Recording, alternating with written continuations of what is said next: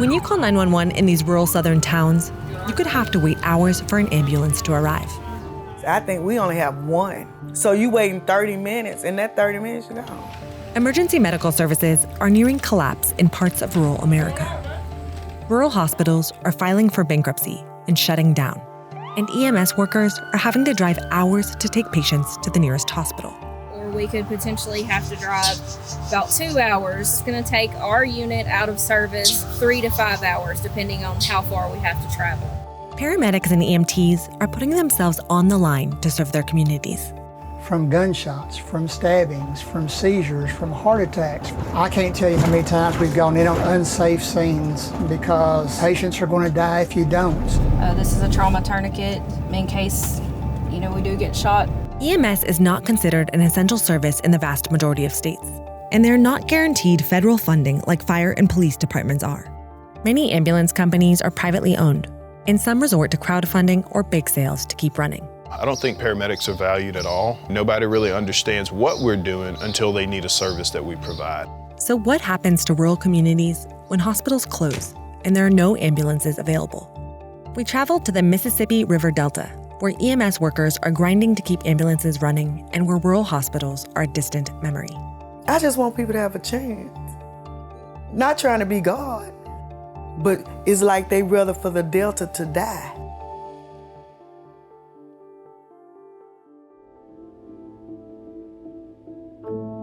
On July 5th, 2021, Harmony Ball Stribling lay dying on the side of the road outside Belzoni, Mississippi while waiting for an ambulance. She was pregnant and due to give birth to her daughter Harper just 5 days later. Around here, everyone pretty much knows that it takes the ambulance a while when you call. So get in your vehicle and drive, that's pretty much your best bet. After Harmony began to have chest pains at home, her husband Byron Stribling started to drive her to the nearest hospital 30 minutes away. The hospital in their hometown Belzoni closed due to bankruptcy in 2013. I'm going about every bit of 105, right? She was just kind of shaking, eyes rolled in the back of her head, and I'm driving, and then she just stops all of a sudden. I called the ambulance en route. She tells me to pull over and start CPR. I was literally about 2 minutes from the hospital. By the time the ambulance got there, she was pretty much gone.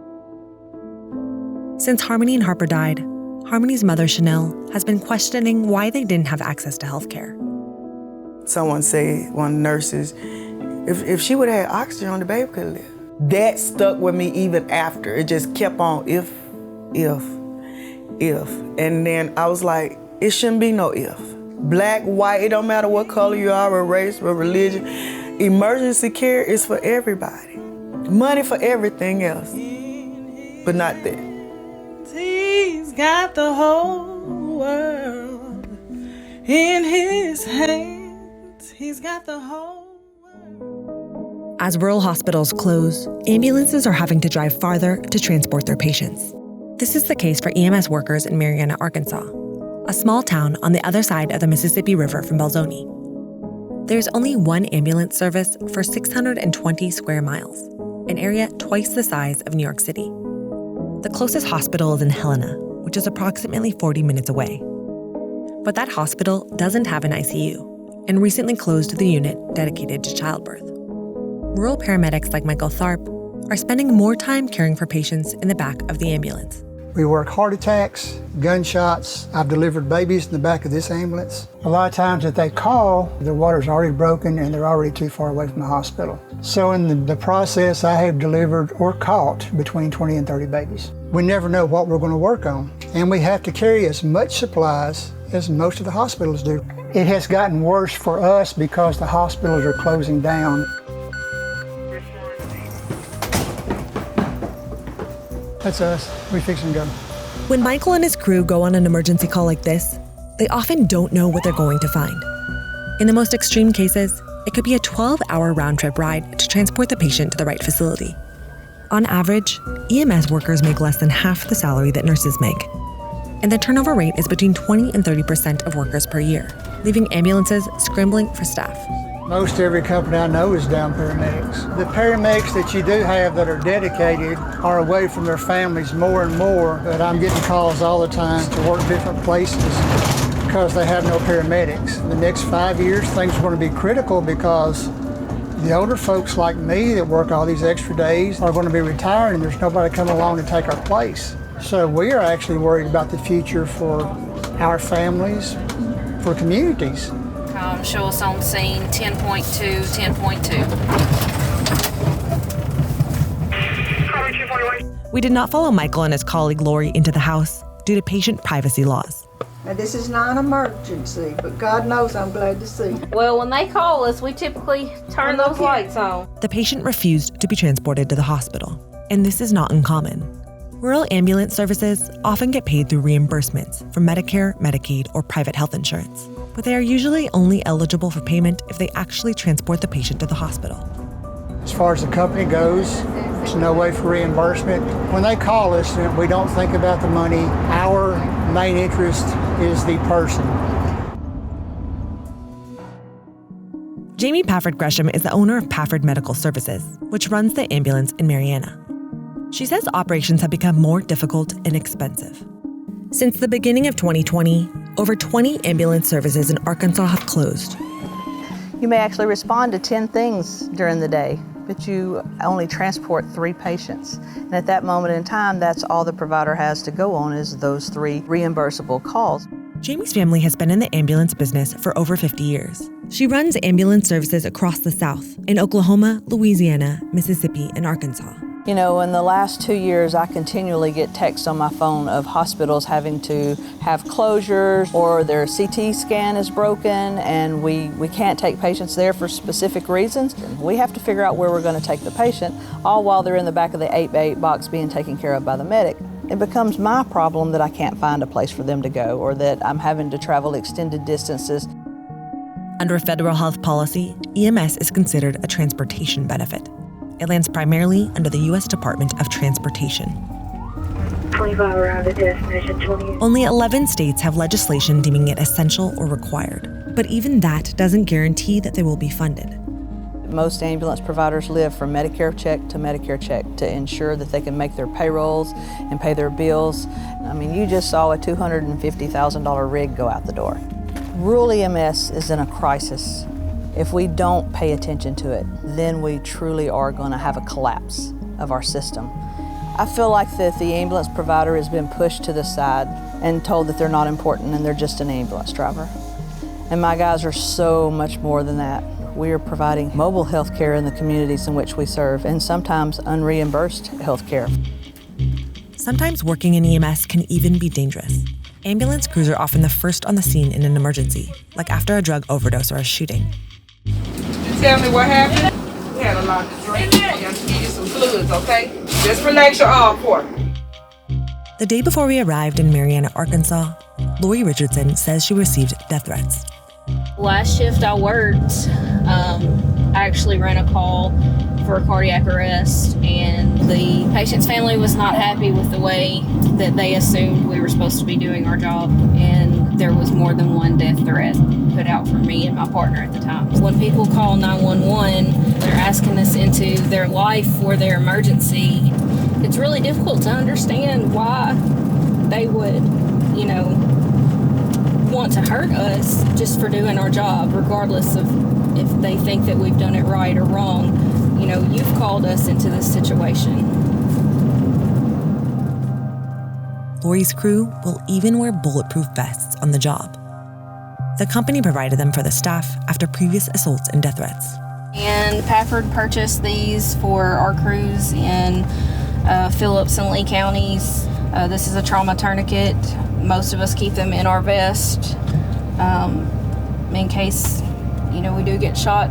I would rather have them than not, especially with the current situation. In one nationwide survey, 2/3 of EMS workers reported being physically assaulted on the job. I've been assaulted several times. I've had guns pulled on me in Helena. Somebody came after me with a baseball bat. I've been slapped, cussed at, spit at, Bland and his partner a couple of years ago almost got shot. I don't think people realize on a daily basis what we go through. If you're not paying attention, someone can easily pull something out of their pocket and stab you. And a vest only covers so much.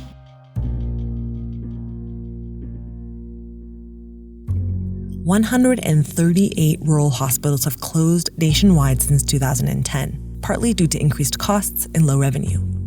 But the vast majority of those hospitals are in southern states that refused Medicaid expansion. Clarksdale, Mississippi is just north of Belzoni. It still has its own hospital, but it also takes patients from nearby counties without hospitals. The local ambulance crew says they're often directed to other facilities. The local hospital here has had to shut down one of the floors just due to staffing. They've had to have nurses to come from other areas of the hospital to assist in the ER. They don't have the capability. Maybe they need a specialty doctor, maybe they need a trauma center. We don't get practitioners in that actually want to work in the area because it's rural. As an ambulance provider, we have to take those patients somewhere. It could take anywhere from 45 minutes to an hour to get to any major medical center from this general location. We have the skill, knowledge, and procedures to potentially save a life on each and every call. And knowing that I did that is kind of what helps me sleep at night. In Mississippi, nearly half of rural hospitals are at high financial risk, and 5 of them have closed since 2010. Chanel still has a vivid memory of the moment she learned that her daughter never made it to the hospital. I got a call from Byron and said she was unresponsive. I wanted time to stand still, but it didn't. And I knew Byron loved her, and she loved him. So what we have to think about being at the hospital, getting the news of she been called, she passed.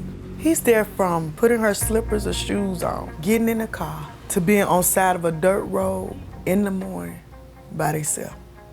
We don't have that. When there could have been a hospital 10 minutes up the road. After Harmony died, Chanel and Byron began advocating for a hospital by testifying in front of the local government. The ambulance was stationed here, and they was permanent here. The triage unit, full functioning hospital. It wasn't small either. And then that was it. It was a closure.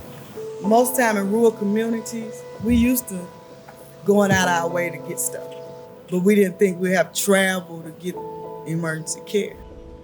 Byron and Chanel can't be sure that a hospital or more ambulances would have saved Harmony's and Harper's lives, but they do know that rural towns like theirs deserve more. I just want people to have a chance. Not trying to be God, but it's like they rather for the Delta to die. But we on the bottom. You know, that's what they say. But don't you know who on the bottom holding everybody else up? Our resources here, the cotton, the soybeans, the corn, but we just a farming town. We just the South. And that's how I feel. They feel about us. Byron inherited a funeral home from his grandfather a few years before Harmony died. He's been around death all of his life, but nothing could have prepared him for this. He hopes no one else will have to endure the pain of their loved one's untimely death, always wondering if it was preventable. I understand that everyone is going to eventually leave here. We just never know when. We'll never know where. We'll never know how. I just wouldn't want people to experience a loved one leaving here because of the lack of health care or health facilities, hospital. I won't want anyone else to have to go through that.